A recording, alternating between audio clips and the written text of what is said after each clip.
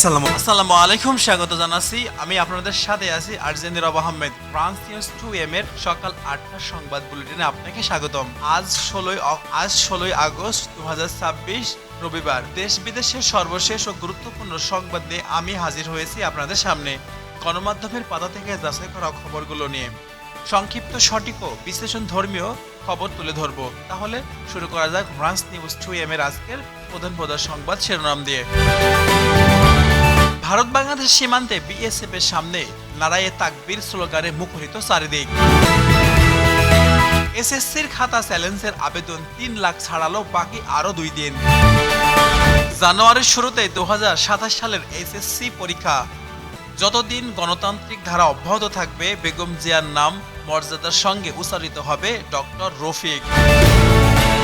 তারা হারিকেন সামনে নিয়ে আন্দোলন করছে, অথচ তাদের পেছনে ফ্যান ঘুরছে। এমপি আমির হামজার গাড়ি ও বাড়িতে গণ অধিকারের হামলা, আহত ১০। চা বাগানের বাস্তবতা খতিয়ে দেখতে বিশেষ তদন্ত কমিটি গঠন করা হবে, শ্রমমন্ত্রী। যাত্রীবাহী বাস ও গরু বোঝাই ট্রাকের সংঘর্ষে নিহত ২ জন, আহত ৩ জন। চোর সন্দেহে তরুণীকে পিটি হত্যা, ফিলিং স্টেশনের ম্যানেজার সহ আটক ২ জন।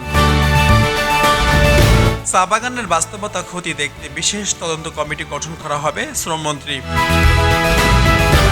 নোয়াখালীতে নারীকে জবাই করে হত্যা, ছেলে ও শাশুড়ি গ্রেপ্তার। কাদিয়ানীদের অমুসলিম সংখ্যালঘু ঘোষণার দাবিতে জেলা সমাবেশ ও মহাসমাবেশের ঘোষণা। বিদ্যুৎ ও গ্যাস সংকটে প্রধানমন্ত্রীর দুঃখ প্রকাশ। ছাড়ের অনিয়ম, দুর্নীতিতে সরকারের জিরো টলারেন্স, কৃষি সচিব। নতুন লঘুচাপে দেশ জুড়ে বৃষ্টি বাড়বে রোববার থেকে। জামাতে শীঘ্রই কওমি আলেমের সংখ্যা, আলিয়াকে ছাড়িয়ে যাবে ওসামা। কুষ্টিয়া সদর আসনে আমি প্রধানমন্ত্রী আমির হামজা। হাম উপসর্গে ২৪ ঘন্টায় ৮ জন শিশুর মৃত্যু হয়েছে। সিলেটে হযরত শাহজালালের মাজারে দান বক্সে মিলল ৭১ লাখ টাকা ও বৈদেশিক মুদ্রা।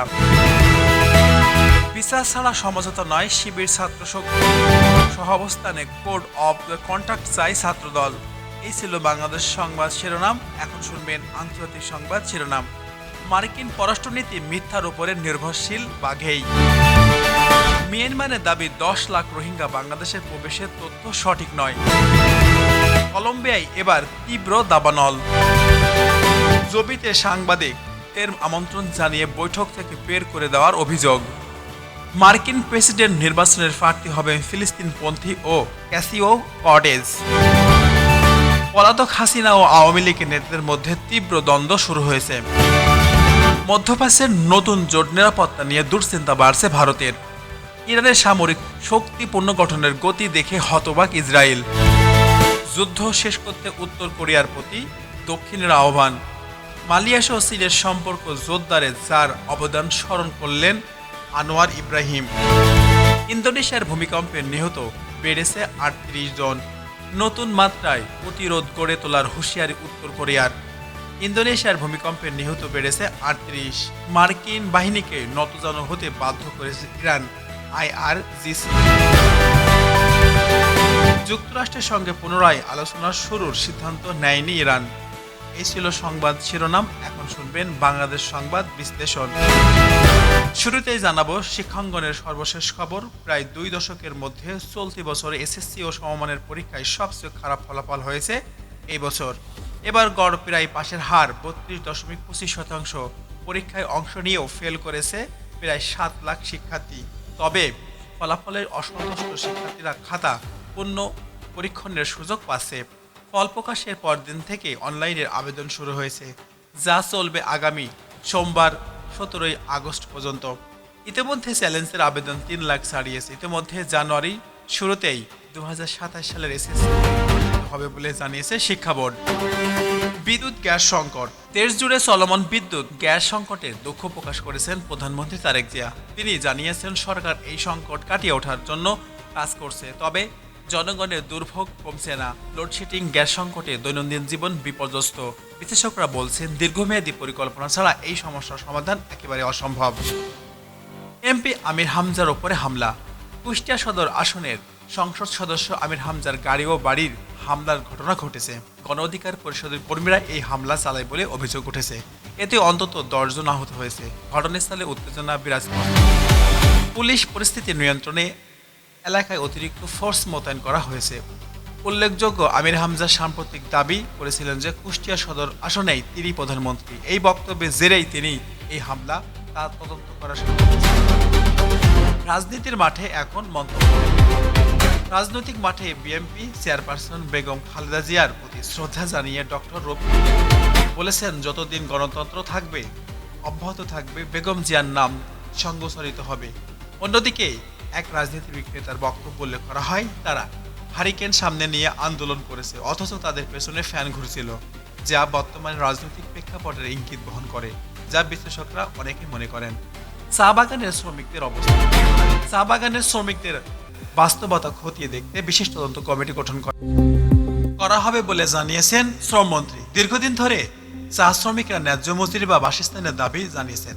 শ্রমমন্ত্রীর এই ঘোষণায় শ্রমিকদের মধ্যে আশার সঞ্চয় হয়েছে। তবে কমিটি বলছে, কতদিনের মধ্যে তা প্রতিবেদন দেবে এ বিষয় নিয়ে সুনির্দিষ্ট কোনো সময়সীমা এখনো পর্যন্ত দেওয়া হয়নি। নোয়াখালীতে নারী হত্যা। নোয়াখালীতে মর্মান্তিক হত্যাকাণ্ডের ঘটনা ঘটেছে। এক নারীকে জবাই করে হত্যা করা হয়েছে। পুলিশ ঘটনার সাথে জড়িত সন্দেহের নিহতের ছেলে বা শাশুড়িকে গ্রেপ্তার করেছে। প্রাথমিক তদন্তে জানা গেছে, পারিবারিক কলহের জেরেই এই হত্যাকাণ্ড ঘটতে পারে। তবে পুলিশ বলছে, তদন্ত শেষ না পর্যন্ত নিশ্চিত করে কিছুই বলা যাচ্ছে না। কাদিয়ানীদের অমুসলিম সংখ্যালঘু হিসেবে ঘোষণার দাবিতে জেলা সমাবেশ ও মহাসমাবেশের ঘোষণা দেওয়া হয়েছে। বিভিন্ন ইসলামী সংগঠন এই দাবি আন্দোলন গড় তুলেছে। তবে এই নিয়ে সাম্প্রতিক সম্পত্তি নষ্ট করার আশঙ্কা উদ্বিগ্ন অনেকে মনে করছে। জামায়াতের কওমি আলেমের প্রভাব।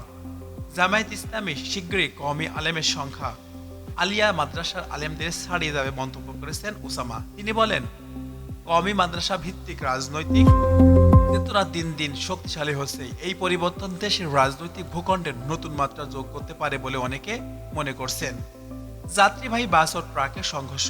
সড়ক দুর্ঘটনায় সড়ক যাত্রীবাহী বাস এবং গরু বোঝাই ট্রাকের সংঘর্ষ 2 জন নিহত, 3 জন আহত হয়েছে। দুর্ঘটনা কোথায় ঘটছে সেই বিষয় নিয়ে এখনো বিস্তারিত জানাই যায়নি।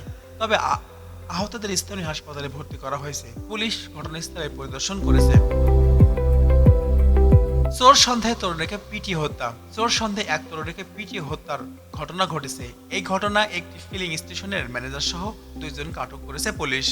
আইন নিজের হাতে তুলে নেওয়ায় এই সংস্থা দিন দিন বাড়ছে বলে মনে করছেন সমাজকর্মীরা। তবে তাদের মতে সন্দেহভাজন ব্যক্তিকে পুলিশের হাতে তুলে দেওয়াই ভালো ছিল।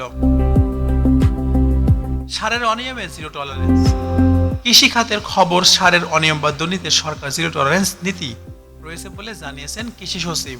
কৃষকদের কাছে ন্যায্য মূল্যে সার পৌঁছে দিতে কঠোর নজরদারি চলছে। কৃষি সচিব আরও জানান, অনিয়মের সাথে জড়িত কাউকে ছাড় দেওয়া হবে না। আবহাওয়ার পূর্বাভাস। আবহাওয়ার খবর। নতুন একটি লঘুচাপ সৃষ্টি হওয়া দেশ জুড়ে বৃষ্টিপাত বাড়বে বলে জানিয়েছেন আবহাওয়া অধিদপ্তর। রোববার থেকে বৃষ্টির প্রবণতা আরও বাড়তে পারে। নিম্নাঞ্চলের বাসিন্দাদের সতর্ক থাকার পরামর্শ দেওয়া হয়েছে। হাম উপসর্গে শিশুর মৃত্যু। স্বাস্থ্য খাতে উদ্বেগজনক হার। হাম উপসর্গে 24 ঘন্টায় 8টি শিশুর মৃত্যু হয়েছে। স্বাস্থ্য বিভাগ জানিয়েছে, হামের প্রাদুর্ভাব নিয়ন্ত্রণে টিকা কর্মসূচি জোরদার করা হয়েছে।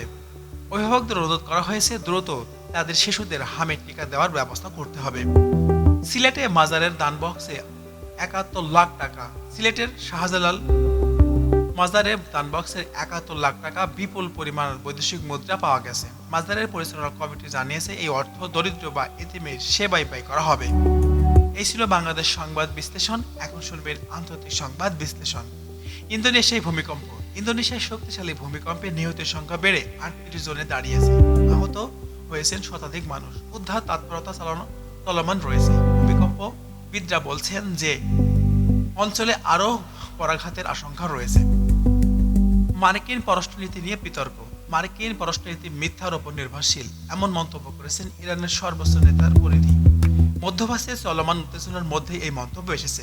অন্যদিকে মার্কিন বাহিনী নতজানু হতে বাধ্য করেছে ইরান, এমন দাবি করেছেন ইরানের বিপ্লবী গার্ড বাহিনী IRGC। তবে যুক্তরাষ্ট্রের পথে পুনরায় আলোচনা শুরু কোনো সিদ্ধান্ত নেয়নি তেহরান। আন্তর্জাতিক মধ্যপ্রাচ্যের নতুন জট। মধ্যপ্রাচ্যের নতুন জোট গঠনের ফলে নিরাপত্তা নিয়ে দুশ্চিন্তা বাড়ছে ভারতের। কূটনৈতিক সূত্রগুলো বলছে এই জোটের প্রভাব সমগ্র এশিয়া মহাদেশে পড়তে পারে। মিয়ানমারে দাবি করছে যে ৮ লাখের রোহিঙ্গা বাংলাদেশে প্রবেশের তথ্য সঠিক নাই। তবে জাতিসংঘ বা আন্তর্জাতিক মানবাধিকার সংস্থাগুলো এই দাবি প্রশ্ন তুলেছে। যুদ্ধ শেষ করতে উত্তর কোরিয়ার প্রতি আহ্বান জানিয়েছে দক্ষিণ কোরিয়া। তবে পিয়ংইয়াং নতুন মাত্রার প্রতিরোধ গড়ে তোলার হুঁশিয়ারি দিয়েছে। নতুন কোরিয়ার মধ্যে উত্তেজনা না কমলেই মনে করা হচ্ছে। মালয়েশিয়া চীন সম্পর্ক কেমন? মালয়েশিয়া চীনের সম্পর্ক জোরদার, যার অবদান রয়েছে তাদের স্মরণ করলে মালয়েশিয়ার প্রধানমন্ত্রী আনোয়ার ইব্রাহিম দুই দেশের মধ্যে বাণিজ্য বা কূটনৈতিক সম্পর্ক নতুন উচ্চতায় পৌঁছে যাবে বলে মন্তব্য করেছেন তিনি। কলম্বিয়ার তীব্র দাবানল ছড়িয়ে পড়েছে। হাজার হাজার এই হেক্টর বনভূমি পুড়ে ছাই হয়ে গেছে। স্থানীয় প্রশাসন জরুরি অবস্থান ঘোষণা করেছে। আবহাওয়া পরিবর্তনকেই দাবানলের প্রধান কারণ হিসেবে দায়ী করেছেন বিশেষজ্ঞরা। Fake news alert. এবার রঞ্চ নিউজ 2M এর বিশেষ পর্ব ফেক নিউজ অ্যালার্ট। সামাজিক যোগাযোগ মাধ্যমে একটি ছবি ভাইরাল হয়েছে যেখানে দাবি করা হচ্ছে একটি কুকুরের দাম 220 কোটি টাকা। কিন্তু ছবিটি ভালোভাবে লক্ষ্য করলে বোঝা যায় এটি AI জেনারেটেড বা এডিট করা ছবি। কুকুরটির শরীরের অস্বাভাবিক নকশা, মুখের গঠন বা হারনেসের কিছু অংশে কৃত্রিমতার স্পষ্ট লক্ষণ রয়েছে। এই দাবির পক্ষে কোনো নির্ভরযোগ্য প্রমাণ বা বিশ্বাসযোগ্য সূত্র নেই। সুতরাং 222 কোটি টাকার কুকুর এই ভাইরাল দাবিটি সম্পূর্ণ ভুয়া, বিভ্রান্তিকর। দর্শক শ্রোতাদের প্রতি অনুরোধ রইল এমন চমকপ্রদ পোস্ট দেখলে সরাসরি শেয়ার না করে তথ্য যাচাই বাছাই করুন। ভুয়া তথ্য ছড়ানো নয়, সত্য তথ্য ছড়ানো হোক আমাদের দায়িত্ব। এতক্ষণ আমাদের সাথে থাকার জন্য আপনাকে অসংখ্য ধন্যবাদ। আর আমি সাথে ছিলাম আরজিন রব আহমেদ। এই ছিল সকাল 8টার সংবাদ বুলেটিন। দেশ বিদেশের সর্বশেষ খবর জানতে আমাদের সাথেই থাকুন। আপনাদের মতামত এবং অভিযোগ সংবাদের টিপ পাঠাতে পারেন আমাদের ইমেইলে। আগামী সংবাদে আবারও দেখা হবে। ভালো থাকবেন, ভালো মানুষের তলে থাকবেন। আল্লাহ হাফেজ। চোখ রাখুন, কণ্ঠ শুনুন, জানুন প্রতি মুহূর্তের প্রতিধ্বনি।